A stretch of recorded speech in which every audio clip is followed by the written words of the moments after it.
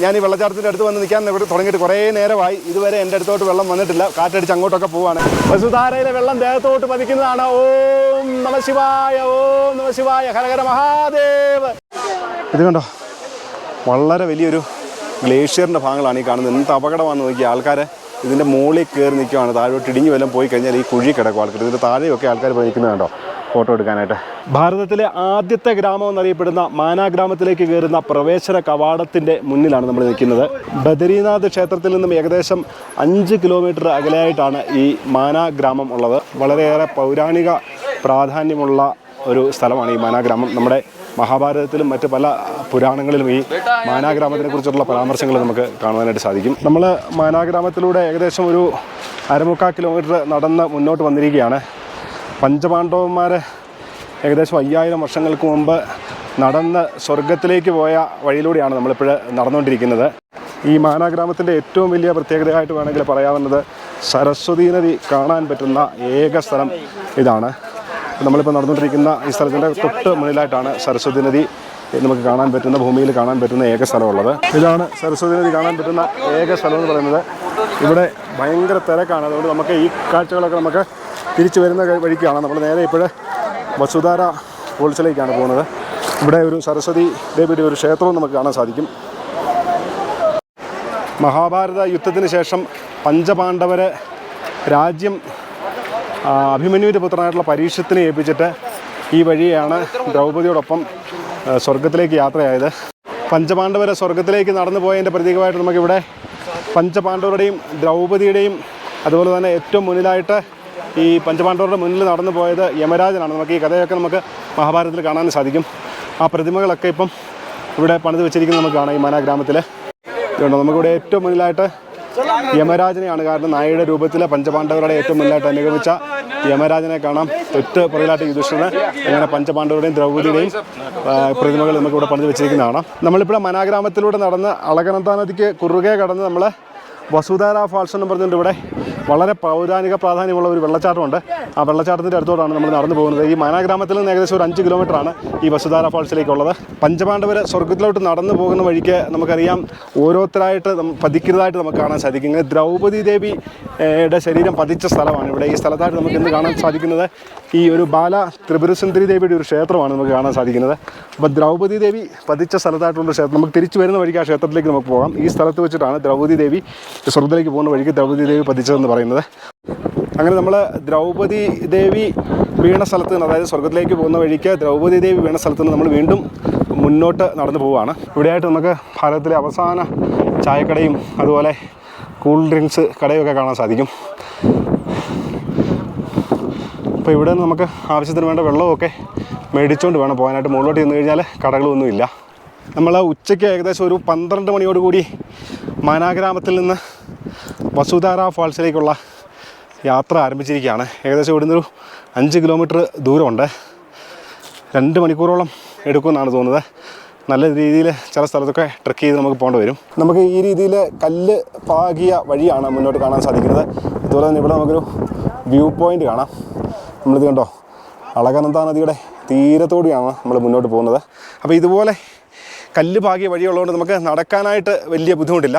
ഇതുകൊണ്ട് നമ്മൾ അളകനന്ദ നദിയുടെ തീരത്തോടാണ് നടക്കുന്നത്. അതുകൊണ്ട് ഇവിടെയൊക്കെ ഈ കല്ലുകൾ വീണ് കിടക്കുന്നത് നമുക്ക് കാണാം. ഈ കല്ലുകളൊക്കെ മുകളിൽ നിന്ന് താഴോട്ട് വീണ കല്ലുകളാണ്. ഇതുകൊണ്ട് മുകളിൽ ഈ പർവ്വതത്തിൻ്റെ മുകളിൽ നിന്ന്, മലമുകളിൽ നിന്ന് താഴോട്ട് മഴക്കാലത്തൊക്കെ താഴോട്ട് വീണ കല്ലുകളാണ് നമുക്കിവിടെ കാണാൻ സാധിക്കുന്നത്. ഇപ്പോഴെന്നാലും നല്ല അന്തരീക്ഷമാണ്. അതുകൊണ്ട് നമുക്ക് അങ്ങനെ കല്ല് വീഴ്ചയൊന്നും ഉണ്ടാകുമെന്നൊന്നും നമുക്ക് പേടിക്കേണ്ട കാര്യമില്ല. നമുക്ക് ഇപ്പോൾ സമയം ഏകദേശം 1 മണി ആകുന്നതേ ഉള്ളൂ. നമുക്ക് ഇഷ്ടംപോലെ സമയമുണ്ട്. പോയി വസുധാര ഫോൾസൊക്കെ കണ്ടിട്ട് നമുക്ക് സാവധാനം തിരിച്ച് വന്നാൽ മതി. അതുകൊണ്ട് ഇവിടെ നമുക്ക് അളകനന്ദ നദി ഒഴുകുന്നത് നമുക്ക് കാണാം. ഈ അളകനന്ദ നദിയാണ് നമുക്ക് ബദ്രീനാഥ ക്ഷേത്രത്തിൻ്റെ മുന്നിൽ കൂടി ഒഴുകുന്നത്. ഈ നദിക്ക് അളകനന്ദ എന്ന് പേര് വരാനായിട്ട് കാരണം സമ്പത്തിൻ്റെ ദേവനായിട്ടുള്ള കുബേര ഭഗവാന്റെ രാജധാനിയായിട്ടുള്ള അളകാപുരിയിൽ നിന്നാണ് ഈ നദി ഉത്ഭവിക്കുന്നത്. അതുകൊണ്ടാണ് അളകനന്ദ എന്ന് പേര് വരുന്നത്. അളകാപുരിയിൽ നിന്ന് ആനന്ദത്തോടുകൂടി ഒഴുകി വരുന്നവൾ എന്ന അർത്ഥത്തിലാണ് അളകനന്ദ എന്ന പേര് വരുന്നത്. ശരിക്കും പറഞ്ഞാൽ നമ്മളിപ്പം നടന്നുകൊണ്ടിരിക്കുന്നത് കുബേരൻ്റെ രാജധാനിയായിട്ടുള്ള അളകാപുരിയിലോട്ടുള്ള വഴിയിലൂടെയാണെന്ന് പറയാം. പഞ്ചപാണ്ഡവരുടെ സ്വർഗത്തിലോട്ടുള്ള യാത്രയെക്കുറിച്ചിട്ടുള്ള വിവരങ്ങളൊക്കെ നമുക്ക് മഹാഭാരതത്തിലെ സ്വർഗാരോഹണ പർവ്വം എന്ന് പറയുന്ന ഭാഗത്താണ് കാണാൻ സാധിക്കുന്നത്. പഞ്ചപാണ്ഡവർ ശരിക്കും അവരുടെ യാത്ര ആരംഭിക്കുന്നത് കാശിയിൽ നിന്നാണ് നമുക്ക് കാണാനായിട്ട് സാധിക്കും. പുരാണങ്ങളൊക്കെ അനുസരിച്ച് കാശിയിൽ നിന്നാണ് അവർ ഈ യാത്ര ആരംഭിക്കുന്നത്. ശരിക്കും നമ്മളും നമ്മുടെ യാത്ര ആരംഭിച്ചത് കാശിയിൽ നിന്നാണെന്ന് പറയാം. ഈ വർഷത്തെ അല്ലെങ്കിൽ ഈ സീസണിലെ യാത്ര നമ്മൾ കാശിയിൽ നിന്നാണ് ആരംഭിച്ചത്. നമ്മളിങ്ങനെ മുന്നോട്ട് നടക്കുമ്പോൾ നമുക്ക് പഞ്ചപാണ്ഡവരുടെ സ്വർഗ്ഗയാത്രയെക്കുറിച്ചിട്ടുള്ള കഥകളൊക്കെ നമുക്ക് വിവിധ പുരാണങ്ങളിൽ പറയുന്നത് എന്താണെന്ന് നമുക്കൊന്ന് നോക്കാം. എനിക്കറിയാവുന്ന രീതിയിലൊക്കെ ഞാൻ ഈ കഥ പറഞ്ഞുകൊണ്ട് നടക്കാനായിട്ട് ശ്രമിക്കാം. മഹാഭാരത യുദ്ധത്തിൽ ഗോത്രഹത്യയും ഗുരുഹത്യയും ഒക്കെ ചെയ്തതിൻ്റെ പാപം തീർക്കുവാനായിട്ട് എന്താണ് ചെയ്യേണ്ടതെന്ന് പഞ്ചപാണ്ഡവർ വ്യാസഭഗവാനോട് ചോദിക്കുമ്പോൾ വ്യാസഭഗവാനാണ് പറഞ്ഞു കൊടുക്കുന്നത്, ശിവഭഗവാനെ പ്രാർത്ഥിക്കുക. കാശിയിൽ പോയിട്ട് ശിവഭഗവാനെ പ്രാർത്ഥിച്ചു കഴിഞ്ഞാൽ നിങ്ങളുടെ പാപമൊക്കെ തീരുമെന്ന് വ്യാസഭഗവാൻ പറഞ്ഞു കൊടുക്കുന്നു. അങ്ങനെ ശിവഭഗവാനെ കണ്ട് പ്രാർത്ഥിക്കുവാൻ വേണ്ടിയിട്ട് പഞ്ചപാണ്ഡവർ വാരണാസിയിൽ എത്തുമ്പോഴത്തേനും ശിവഭഗവാന് പാണ്ഡവർക്ക് ദർശനം കൊടുക്കാതെ അവിടെ നിന്ന് അപ്രത്യക്ഷമാകുന്നതായിട്ടാണ് നമുക്ക് പുരാണങ്ങളിൽ കാണുവാൻ സാധിക്കുന്നത്. ഇതുകൊണ്ട് നമ്മളിങ്ങനെ മുന്നോട്ട് വരുമ്പോഴത്തേനും ഇതുപോലെ ചെറിയ ഗുഹ പോലത്തെ പാറ ഇടുക്കുകളൊക്കെ നമുക്ക് കാണാം. ഇവിടെയൊക്കെ വേണമെങ്കിൽ ഒരാൾക്ക് വേണമെങ്കിൽ മഴയൊന്നും ഇല്ലെങ്കിൽ ഇവിടെ കിടക്കാനും പറ്റും. ഇതുകൊണ്ട് നമുക്കങ്ങ് ദൂരെയായിട്ട് കിലോമീറ്ററുകൾ മുന്നിലായിട്ട് ആൾക്കാർ മലയുടെ മുകളിലൂടെ നടന്നു പോകുന്നത് ഇവിടെ നിന്നാൽ കാണാൻ പറ്റും. നമുക്ക് അങ്ങ് ദൂരെ വരെ എത്തേണ്ടതാണ്. കുറച്ചിങ്ങനെ മുന്നോട്ട് വരുമ്പോഴത്തേനും ഇതുപോലെ ഒരു കറുത്ത നായ ഇങ്ങനെ നമ്മളെ ഈ വഴിയിൽ കാണാം. നമ്മളിങ്ങനെ മുന്നോട്ട് നടന്നു വരുമ്പോഴത്തേനും ഇതുപോലെ ഒരു ചെറിയ ഒരു കെട്ടിടം പോലെ ഇങ്ങനെ കാണാം. ആൾക്കാർക്ക് കയറിയിരിക്കാനായിട്ട് വിശ്രമിക്കാനായിട്ടൊക്കെയുള്ള സ്ഥലമാണ്. ഇവിടെ എനിക്ക് തോന്നുന്നത് ചെറിയ ലഘുഭക്ഷണമൊക്കെ കൊടുക്കുന്ന സ്ഥലമായിരുന്നു തോന്നുന്നു നേരത്തെ. നമ്മൾ കുറച്ചിങ്ങനെ മുന്നോട്ട് വരുമ്പോഴത്തേനും ഇതുപോലെ ഒരു ജലധാരയാണ് കാണുന്നത്. ഇവിടെ ഞാൻ 2023 വന്നിട്ടുണ്ട്. 2023 വന്നപ്പോൾ ഇവിടെയൊക്കെ അപ്പോഴോട്ട് കടന്നു പോകാൻ പറ്റാത്ത രീതിയിൽ വെള്ളമായിരുന്നു. അന്നിവിടെ എനിക്ക് തോന്നുന്നത് ഒത്തിരി മുകളിൽ കൂടെ പോയിട്ട് ആ പാറയുടെയൊക്കെ മുകളിൽ കൂടെ പോയിട്ടാണ് ഞാൻ അങ്ങേ സ്ഥലോട്ട് കയറിപ്പോയത്. കണ്ട ഇതുവഴിയൊക്കെ മഴക്കാലത്ത് ഇതുവഴി കൂടുതൽ വെള്ളമുള്ള സമയത്ത് എനിക്ക് തോന്നുന്നത് ഇവിടെ ഇരുമ്പ് കണ്ടോ എന്തോ ഒരു പാലം ഉണ്ടായിരുന്ന പോലെ തോന്നുന്നു, വ്യക്തമായിട്ട് ഓർമ്മ കിട്ടുന്നില്ല. നമ്മളങ്ങനെ കുറച്ചും കൂടെ മുന്നോട്ട് വന്നപ്പോഴത്തേനും വസുധാര വെള്ളച്ചാട്ടം നമുക്ക് ദൂരെയായിട്ട് കാണാനായിട്ട് സാധിക്കും. നമുക്കിനി ഏകദേശം ഒരു 1/4 കിലോമീറ്ററും കൂടെ നടക്കാൻ ഉള്ളതാണ് തോന്നുന്നത്. നല്ല കാറ്റാണ്, അതുകൊണ്ട് എനിക്കറിയത്തില്ല ഈ സംസാരിക്കുന്ന ചിലപ്പോൾ ഇടയ്ക്ക് വോയിസൊക്കെ ചിലപ്പോൾ കാറ്റിൻ്റെ ഇതുകൊണ്ട് ചിലപ്പം ഡിസ്റ്റർബ് ആകാനായിട്ട് സാധ്യതയുണ്ട്. അങ്ങനെ നമ്മൾ നടന്ന് വസുധാര വെള്ളച്ചാട്ടത്തിനോട് അടുത്തുകൊണ്ടിരിക്കുകയാണ്. ഇവിടെ നിന്ന് ഏകദേശം ഒരു 250 മീറ്ററും കൂടെ ഉള്ളൂ ഇനി വസുധാര വെള്ളച്ചാട്ടത്തിലേക്ക്. നമുക്ക് ഇവിടെ നിന്ന് തന്നെ ഈ വസുധാര വെള്ളച്ചാട്ടം വ്യക്തമായിട്ട് കാണാനായിട്ട് സാധിക്കും. വസുധാര ഫാൾസിനോട് അടുക്കുമ്പോഴത്തേനും ഇവിടെ ഇങ്ങനെ ചെറിയൊരു ക്ഷേത്രം പോലെ ഒരു സംഗതി കാണാം. ഇവിടെ ഒരു ബാബാജി ഇരുന്ന് മന്ത്രമൊക്കെ ചോദിച്ചുകൊണ്ടിരിക്കുന്നത് കാണാം. ഈ വസുധാര വെള്ളച്ചാട്ടത്തിന് ഈ വസുധാര എന്ന് പേര് വരുന്നതിൻ്റെ പിന്നിലൊക്കെയുള്ള കഥകളൊക്കെ ഉണ്ട്. അതവിടെയൊക്കെ ചെന്നിട്ട് എവിടെയെങ്കിലും ഇരുന്നുകൊണ്ട് പറയാം. എന്താണെന്ന് വെച്ചാൽ ഇവിടെ നടന്നുകൊണ്ട് പറയുമ്പോൾ ഭയങ്കരമായിട്ട് അണയ്ക്കുന്നുണ്ട്. ഇവിടെ ഓക്സിജൻ ലെവലൊക്കെ വളരെ കുറവുള്ള സ്ഥലമാണ്.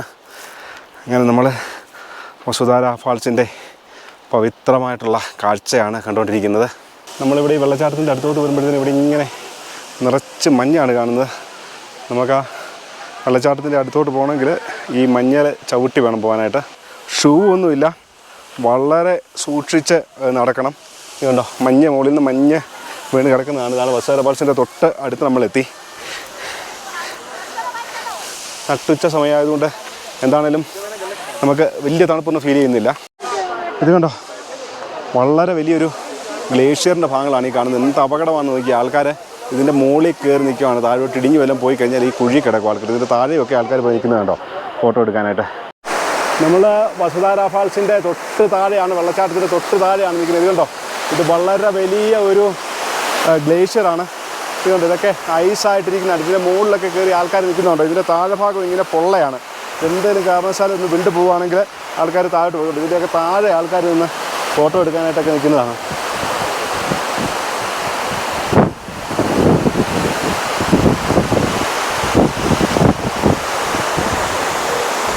ഈ വസുധാര വെള്ളച്ചാട്ടത്തിനെ കുറിച്ചിട്ട് പറയുന്നത് പാപികളുടെ മേലെ വെള്ളം വീഴുക എന്നാണ് പറയുന്നത്. ഇപ്പം രണ്ട് വെള്ളം നേരെ താഴോട്ടാണ് വരുന്നത്. എൻ്റെ ദേഹത്ത് ഇതുവരെ വെള്ളം വീണിട്ടില്ല. നമുക്ക് നോക്കാം വെള്ളം വീഴുവാണ്.